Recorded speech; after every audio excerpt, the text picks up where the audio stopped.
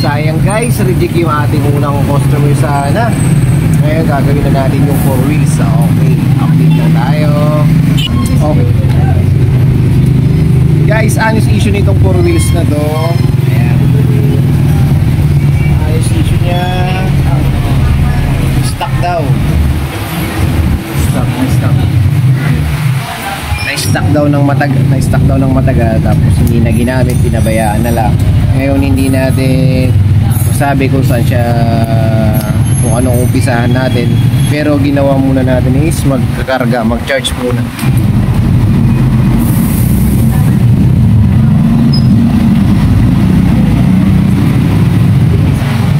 Sina-charge ko muna guys kasi kanina dumating dito low-bat talaga. Kaya hindi natin mapapagana. Tingnan mo guys, sa sobrang stock kulang pa ng full. Ay, kita niyo ba yun? Sobrang stock. Bawasan na pati volt ng gulong niya. Okay guys, check muna natin to. Hindi naman namin alam kung ano talaga sira nito. Kumbaga siguro cleaning under chassis na lang, check up, tapos check up yung mga wirings niya na lang. Hindi ko talaga alam yung sakit nito, kaya umpisa namin din guys. Kung gusto nyo makita, let's go!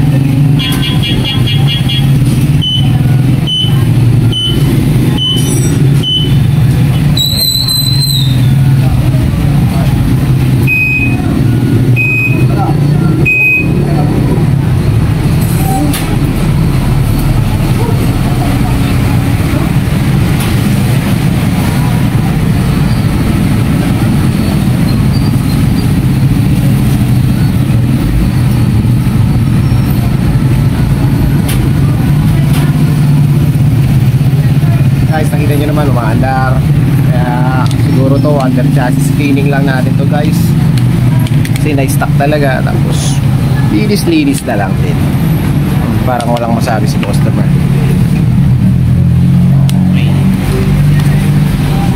Tapos sabay change oil na lang din natin guys, para minsan ang gawa, change oil na lang din natin sir. 4 wheels to guys ha.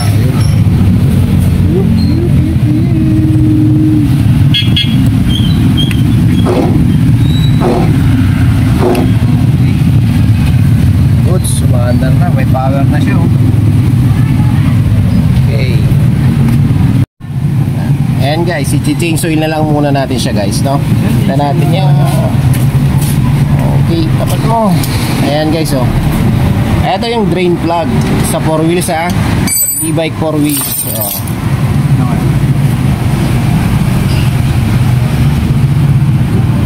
Sa baba. Ayan.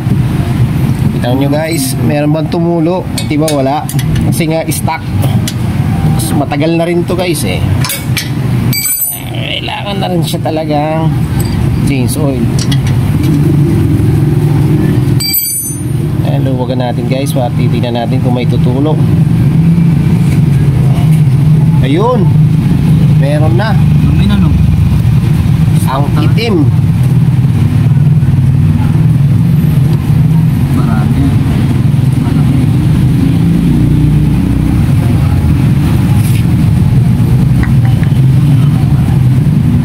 Papansin nyo lahat, kinakalawang na sa brakes.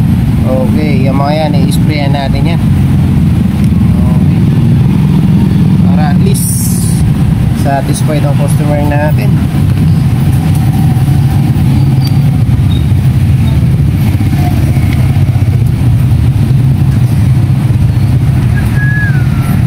Ayan lang muna natin ito. Ginawa mo.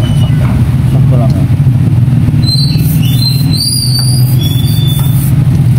Para ng kalawang.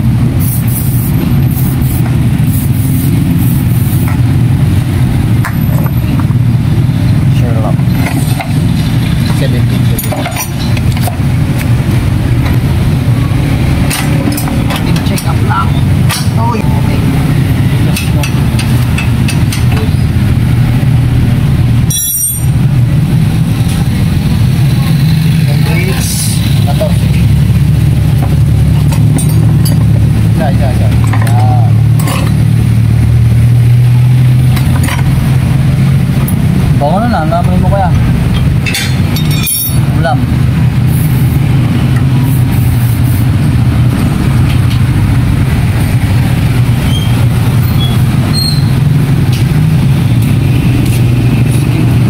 Iwan muna natin yung oil habang tumutulo.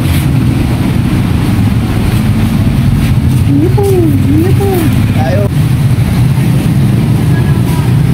Ito pala guys yung natanggal nating oil. Kung mapapansin mo, para na siyang kalawang. Ayan o, kulay brown, hindi black eh. Brown na siya. Ibig sabihin, maalaga yung customer natin. Okay. Shout out sa iyo, kuya. Maalaga.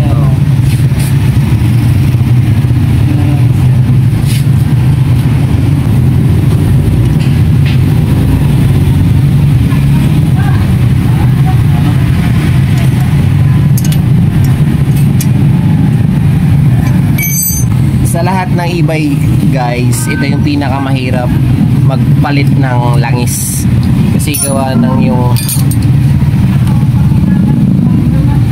space sa ilalim, saktong sakto lang talaga eh. Makikita mo naman.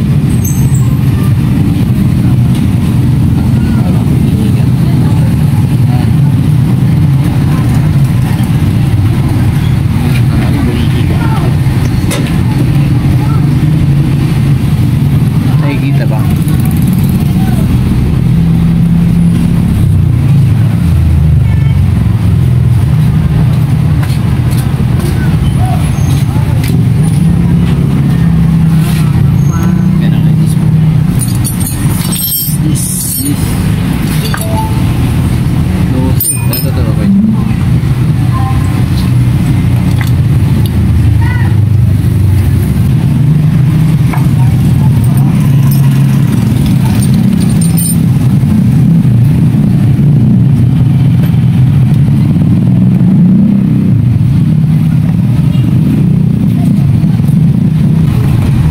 Hirap.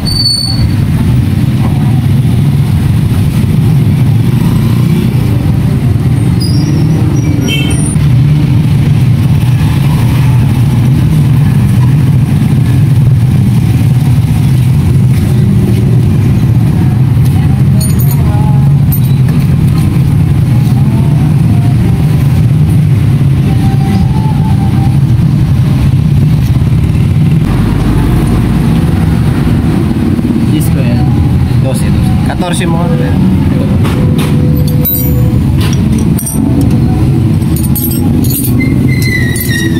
Lagi nyo lang siguraduhin mahigpit to.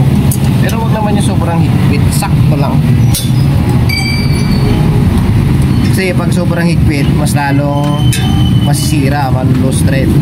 Yung sakto lang na higpit ba.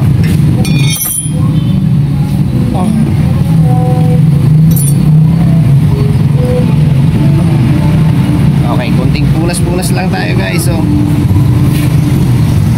ayun kinarga natin. Yamalobe lang 100 ml. Shout out Yamalobe, baka naman.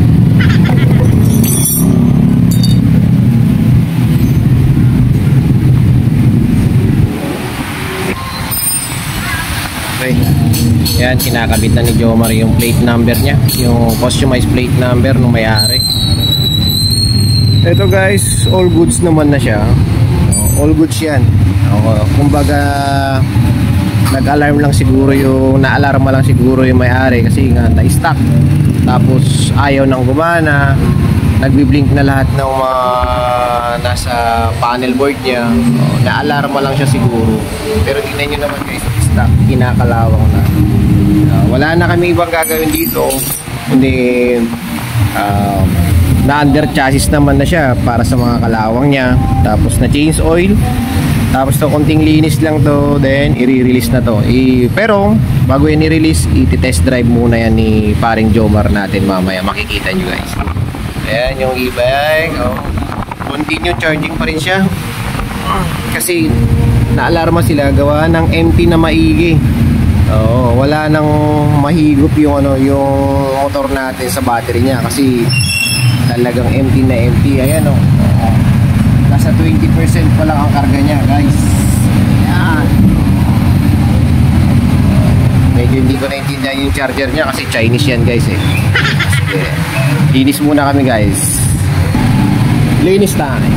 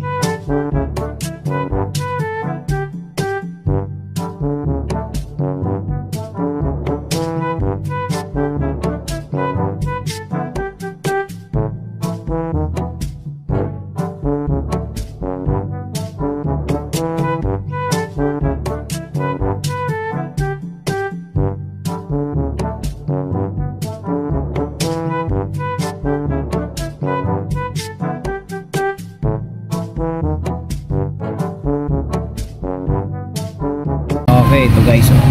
Kita nyo naman, talagang kawawa na yung e-bike niya. Malapit na magsalita guys yung e-bike niya, pakilinisan lang din ako. Ayan. Ngayon gagawin natin yan, nire-repaint natin kasi talagang baldado yung e-bike guys. Huwag nyo hintayin magsalita ang e-bike sa inyo. Okay, re-repaint natin yan guys, oh. Ginubukbuk na, gamit lang ng gamit. Ingatan din guys.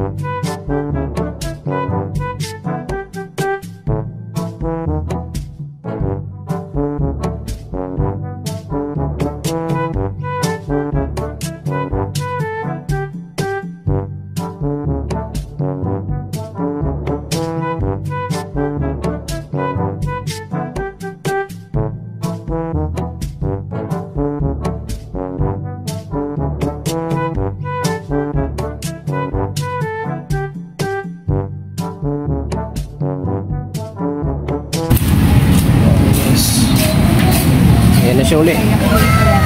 Oh, diba? Kanina maduming-madumi. Oh, ito na siya pag na-repaint. Okay.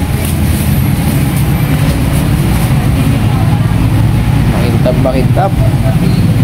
Oh, konting linis na lang sa baba. Okay, mukhang bago na uli siya.